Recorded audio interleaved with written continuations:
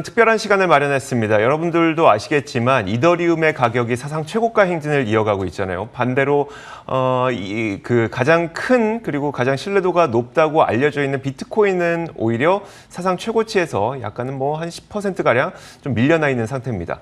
과연 이 차이점은 어디에서 발생을 하고 있는 것이고 비트코인에 비해서 이더리움이 어떤 좋은 점이 있길래 요즘에 비트코인을 넘어서 이더리움의 성장세가 이렇게 빠르게 나타나고 있는 것인지 이분과 함께 직접 이야기를 나눠보도록 하겠습니다. 한양대학교 글로벌 기업가센터 이장우 교수와 함께 하겠습니다. 어서 오세요. 네, 안녕하세요. 네, 안녕하세요. 자, 일단 가장 첫 번째 질문은 아주 단순합니다. 이더리움 요즘에 왜 이렇게 올라가고 있는 거예요? 네. 이더리움이 굉장히 많이 상승을 했죠. 네. 이더리움에 대한 투자 환경은 작년부터 굉장히 긍정적으로 바뀌어 나오고 있었어요. 네. 그러니까 작년 1년 전 대비해서 이더리움이 15배 정도 올랐더라고요. 와, 네. 같은 기간 비트코인이 한 6배 정도 오른 거에 비하면 굉장히 많이 올랐죠. 그 기관들의 관심이 사실 작년부터 조금씩 올라오고 있었습니다. 네. 작년 한 해가 기관들이 비트코인에 본격적으로 진입한 시기이긴 하거든요. 네네. 기관들은 비트코인 진입을 하면서도 넥스트 비트코인 다음으로 어떤 자산에 투자를 하면 좋을까에 대해서 계속 관심을 보이고 있었고 네. 그것이 이제 본격적으로 올해 좀 나타나는 걸로 좀 보이고 있고요. 네. 실질적으로 봤을 때는 한 3가지 정도 이유로 조금 축약이 돼요. 최근에 오른 것에 대해서는. 네. 최근에 이제 ETF가 캐나다 증권거래소에서 한 4개 정도의 ETF가 올라갔습니다. 네. 이더리움이요. 네, 그러다 보니까 개인이나 기관이 좀 참여할 수 있는 게 좀 쉬워지는 거죠. 그렇죠. 네, 두 번째는 이더리움은 이제 이더리움 생태계가 많이 활성화돼야 가치가 더 올라가는 이제 네네. 플랫폼 같은 역할을 하거든요. 근데 이제 우리가 일반 어떤 기업 서비스들의 가치들을 좀 평가를 할 때 네.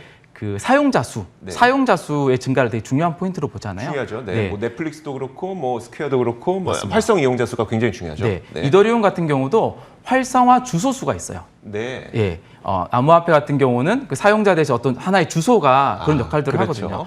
그런 주소 수도 최근에 역대 최대치를 갈아치운 거예요. 아. 그래서 17년도 암호화폐 강풍이 있을 때보다 네. 이더리움에 활성화된 주소 수가, 그러니까 이더리움 주소를 계속 누군가 그 이더리움 주고받는다는 거죠. 네네. 최고치를 넘어섰어요. 네. 그리고 최근에 또 마지막으로 하나가 그 EIP 1559라고 해서 네네. 이더리움에는 그 정책들을 개선하는 제안들이 계속 올라오고 있는데요. 네네. 이게 이제 이번 7월부터 예정인 게 이더리움에 그 계속 발생되는 수수료를 어떤 이더리움 소각하는 용도로 씁니다. 그러니까 이더리움이 자사주 매입하고 좀 비슷한 비슷합니다. 거네요. 네. 그렇다 보니까 어떤 시장에 풀려 있는 이더리움의 공급이 줄어들 수 있는 어떤 기대감. 네. 네, 이런 것들도 같이 존재하죠. 이더리움이 갖고 있는 본질은 원래 무한정 발행이긴 한데 맞습니다. 여기에서 나온 수익금으로 이더리움을 자사주 매각을 하겠다, 소각을 네네. 하겠다라고 하니까 그럼 공급량 좀 조절되겠는데? 라고 그렇죠. 했던 것도 가장 또 큰 요인이 되겠네요. 그렇죠, 맞습니다. 알겠습니다. 그래서 그런지 모르겠지만 요즘 들어서 한간에는 $5,000도 간다 이런 얘기도 있는데 이런 얘기 네. 들으시면 좀 교수님께서 어떤 생각 드세요? 사실은 단기적으로 가격은 되게 네. 판단이 어렵습니다. 왜냐하면 이제 아직은 암호화폐가 시장의 초기잖아요. 네. 초기다 보니까 어떤 가치를 측정할 수 있는 모델들이 많지 않아요. 계속 네. 이제 발전해 나가고 있는데 특히 비트코인 같은 경우는 조금 나왔는데 이더리움은 아직도 이제 그런 것들이 부족하거든요. 그렇죠. 그래서 네. 단기적인 가격 향방을 어떤 내재 가치를 가지고 판단이 좀 어렵지만 네. 좀 장기적으로 봤을 때는 충분히 그 이상으로 갈 수 있는 정도의 가치를 가졌다라고 좀 개인적으로 판단을 해요. 알겠습니다. 최근에 그 이더리움의 가격이 상승하고 있는 요인 가운데 하나가 네. 저는 개인적으로 얼마 전에 NFT 열풍이 불었었잖아요. 맞습니다. 근데 그 NFT도 물론 다른 플랫폼들도 NFT를 발행하긴 하지만 기본적으로 이더리움을 기반으로 발행하는 NFT가 굉장히 많았기 때문에 특히 이제 잭 도시가 팔았던 그 첫 번째 맞아요. 트윗 그것도 NFT가 이더리움 기반의 NFT였기 때문에 네, 맞습니다. 혹시 이것에 연관관계가 있는 건 아닐까라는 생각을 했었거든요. 말씀 정확하십니다. 네. 이더리움은 하나 아까 말씀드렸다시피 이제 플랫폼의 역할을 하는데 네. 현재 발행되는 NFT의 대다수가 이더리움 기반으로 발행이 되고 있어요. 네. 그 얘기는 뭐냐면 그 NFT를 발행을 할 때 이더리움이 수수료로 들고요. 네. 그 NFT를 거래를 하는 마켓플레이스가 있잖아요. 네네. 그 마켓플레이스도 이더리움을 많이 사용을 해요. 그리고 누군가 NFT를 구매를 했으면 서로 누군가 또 전송을 하거나 보내거나 받거나 하잖아요. 네. 이럴 때 또 이더리움 수수료로 들어요. 그러니까 이더리움이 어떻게 보면은 수요가 계속 나오고 있는 거죠. 네네. 네, 그렇게 좀 보면 좋을 것 같아요. 제가 그 교수님한테 처음 전화드렸던 게 약 2개월 전쯤이었었잖아요. 네네네. 그 당시는 이제 제가 전화드렸던 이유는 NFT가 열풍이 일기 때문에 전화드렸었는데 뭔가 이 NFT가 대부분은 이더리움을 기반으로 하고 있다고 하니까 이더리움에 뭔가 좋은 점들이 있지 않을까라는 생각을 하면서 전화드렸거든요. 네네네. 그때 내가 이더리움을 안 했던 게 참 후회되는 그런 시점이 아닐까 좀 네네. 생각도 들어요. 자, 어쨌든 이제 그 암호화폐 시장의 이 부동의 1위인 뭐 비트코인과 2위를 차지하고 있는 이더리움에 대해서 뭐 비교하는 글들도 상당히 많은 것 같아요. 그럼 비트코인과 이더리움은 어떤 차이점이 있는 거예요? 예, 비트코인과 이더리움은 원래 탄생부터 좀 결이 다르다고 네네. 보시면 될 것 같고요. 그래서 시장에서 얘기하는 것 중에 가장 좀 좋은 비유 중에 하나가 네. 지금 비트코인은 디지털 금이라고 네. 사람들이 많이 알고 있어요. 네. 그 얘기는 가치 저장 수단으로서의 목적을 한다라고 네. 볼 수 있거든요.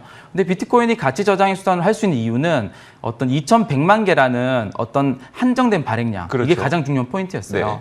이더리움 같은 경우는 어떤 이제 금보다도 네. 어떤 원유의 역할을 한다. 디지털 원유 이렇게 좀 불리거든요. 네. 어떻게 좀 예를 들면 우리가 생태계에서 뭐 자동차나 공장이나 돌아가려면 또 오일 기름들이 필요하잖아요. 필요하죠. 그래야 생태가 돌아가잖아요.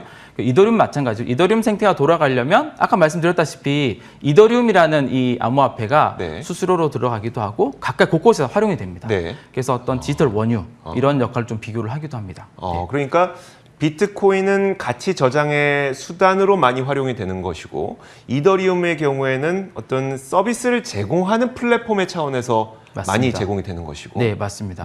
우리가 또 그 비트코인보다는 사람들이 이더리움에 대해서 성장 가능성 또 익숙해하는 이유는 뭐냐면 네네. 우리가 현재 플랫폼 비즈니스의 성장 과정들을 봐왔잖아요. 그렇죠. 일반 기업들에서도 네. 이더리움이 하나의 플랫폼 역할을 하는데 예를 들어서 iOS나 안드로이드와 같은 역할을 네. 하는 거예요. 네. 이더리움 기반으로 좋은 여러 가지 서비스들이 많이 나오는데 그 중에 하나의 킬러 앱이 하더라도 플랫폼이 성장을 할 수 있거든요. 네네. 많은 서비스들이 나오면 플랫폼이 성장을 하잖아요. 네.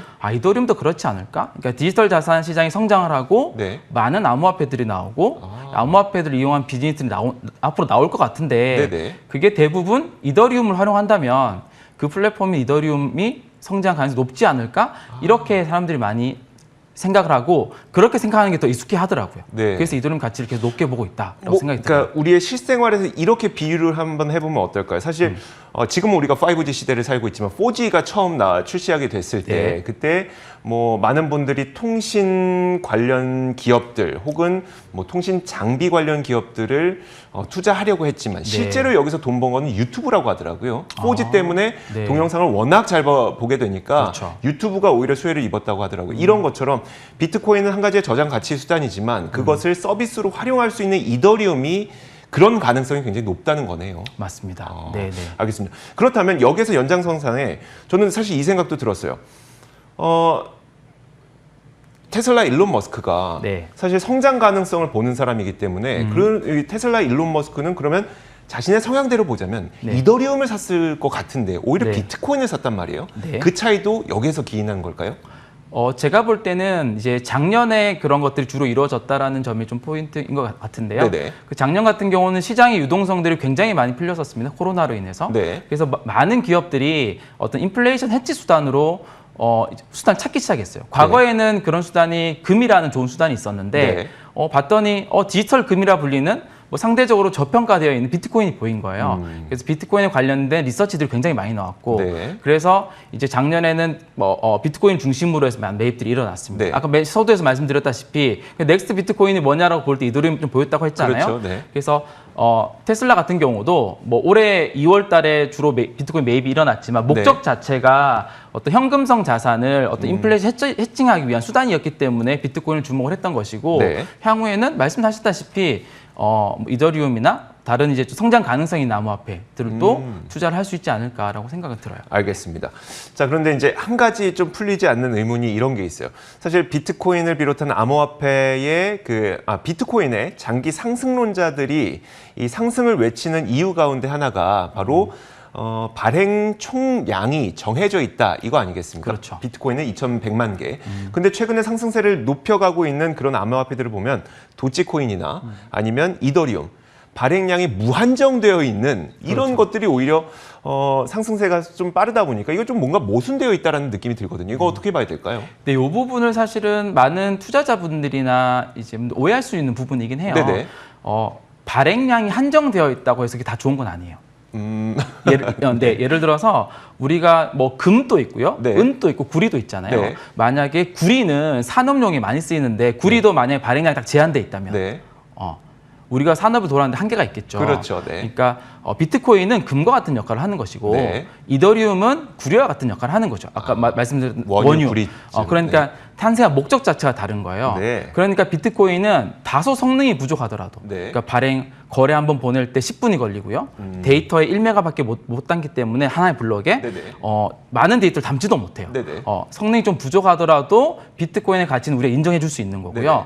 이더리움 같은 경우는 아까 말씀드렸다시피 좋은 성능을 내야 네네. 되거든요. 그러니까 이더리움 성능이 떨어지면 이제 가치가 떨어지는 거예요. 네네. 사용자 수가 떨어지면 떨어지는 거예요. 그래서 좀 뭐 각각 추구하는 가치가 좀 다르다라고 좀 볼 수 있을 것 같아요. 그렇다면 뭐 일부에서는 비트코인을 이더리움에 과연 역전할 수 있을 것이냐, 뭐 역전에 대한 기대감도 있는 것 같더라고요. 맞습니다. 네. 가능할 것 같으세요? 어떠세요?